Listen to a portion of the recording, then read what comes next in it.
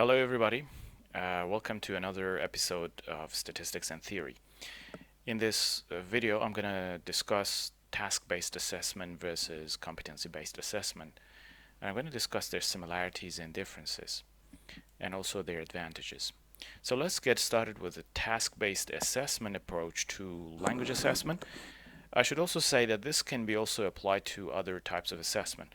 So if you are, for example, a teacher in history, teacher teaching subjects like chemistry, etc., you might still find these two approaches relevant to your teaching. Of course, I would be very happy to hear from you how you would use these approaches in your teaching and assessment. Right, so let's get down to business. Task-based assessment basically tries to emulate the actual or real world situations. So let's take an example. Let's say you are doing an assessment of academic lecture comprehension in your class or for a group of students. So right at the center here is a situation where people have to show up for a lecture and so they have different strategies to understand the lecture. They take notes, they look at the slides on the screen, or if the teacher or the professor has shared the slides with them, they will look back and forth between the slides and, for example, the whiteboard. They have to come to class prepared, and as a result, they have to read the materials that are assigned to them. In addition, of course, it's very important for them to keep listening to the professor and not doze off in the class. And finally, you would assume that there are some questions that are posed by the professor to engage the students further or to check their comprehension and learning on and off. Some questions that start with what, with how, and sometimes with why. The three so-called Socratic questions are usually used by professors and lecturers to check the comprehension of their students in the class. So if you look at this very brief list of what happens in an academic lecture, you'll find out that these are basically some sort of tasks or activities that students are expected to do, the output of which will be, for example, learning or comprehension and learning, etc. Depending on the purpose of the lecture. But mostly learning and comprehension is the most important output, expected output of a lecture. Now, we call this a TLU domain, or target language use domain, or a target language use situation. And as I mentioned before, there are multiple tasks in that TLU domain, like 1, 2, 3, 4, and you can add on to this. I haven't included anything under this list of tasks, so I mean, if you're interested, you can go ahead and basically list the number of tasks that you would imagine or you would expect to see in a TLU domain. Now, the assessment that you want to develop on the left-hand side here should represent these tasks in the TLU domain. So you go from 1 to 2. You develop 1, in other words, based on number 2, which is the TLU domain. The test items, or more specifically, the sort of activities that you put into your test might not be a comprehensive representative of what is happening in the TLU domain. However, you do your best, you try your best in order to create this resemblance between your tests and the test tasks and the tasks that are identifiable in the TLU domain. This concept is also known as authenticity. I've talked about this in other videos. So authenticity basically refers to the resemblance of your tasks with those tasks in the TLU domain. Of course, 100% or perfect authenticity cannot be achieved because assessments are usually limited, and it depends on the amount of time that we have. So we have to be pragmatic when it comes to authenticity. It's not practical to include all the tasks or to simulate all the tasks in a TLU domain in your assessment, because mostly of time constraints and a lot of other things that you have to do besides um, assessment. Therefore, authenticity is always limited, and as a result, the representation of your assessment of the TLU domain is also limited. That brings me to the advantages and limitations of this approach. As I mentioned before, you will expose your test takers to a series of tasks that are similar to real-world situations, and that's a huge advantage.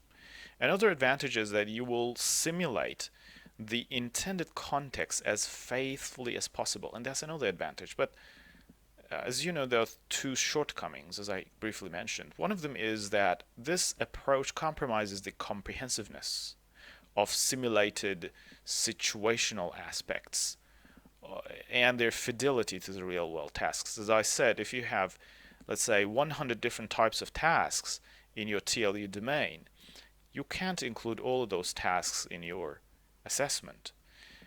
So that's why we say that it compromises the comprehensiveness of the simulated situational aspects. And finally, the second shortcoming is it has lower generalizability because you only rely on a bunch of tasks.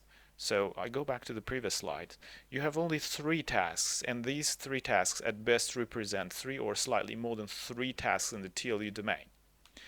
So the question is whether the performance of test takers or students on these 3 tasks can not only represent their performance on these tasks in the TLU domain, but the rest of the tasks too.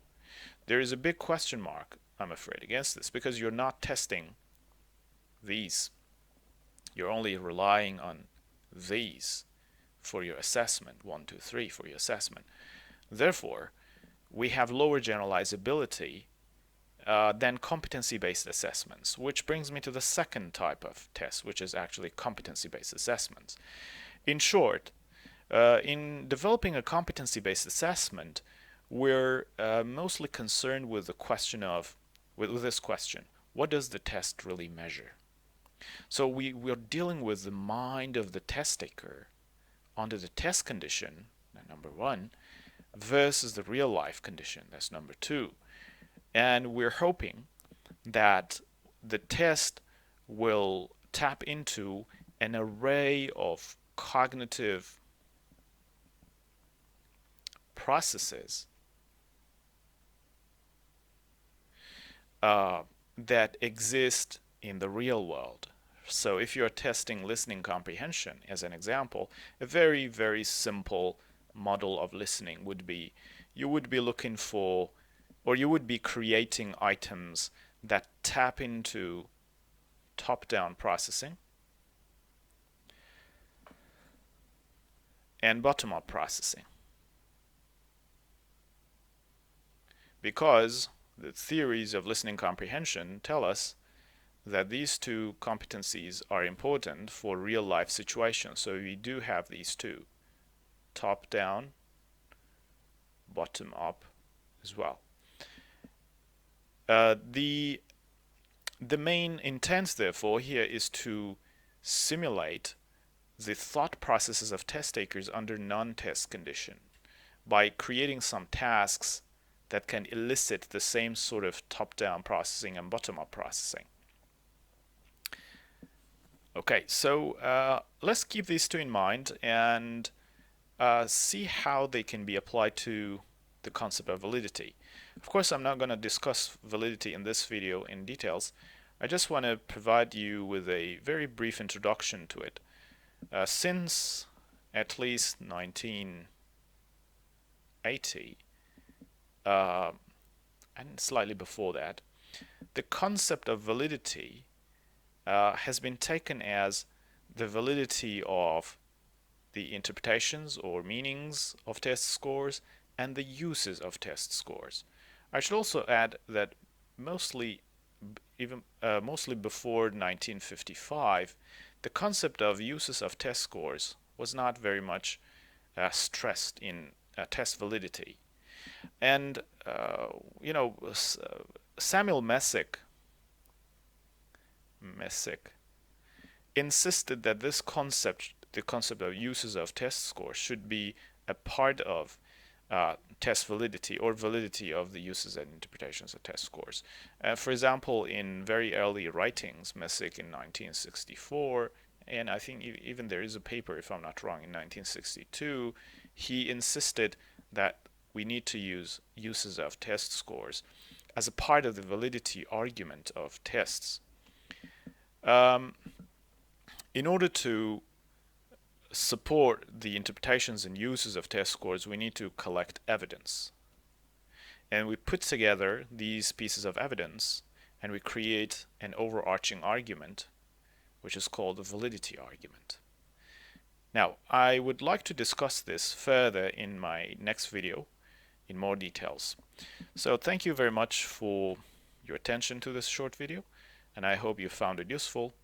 Stay tuned in. More videos on this concept will be coming soon. Have a great day.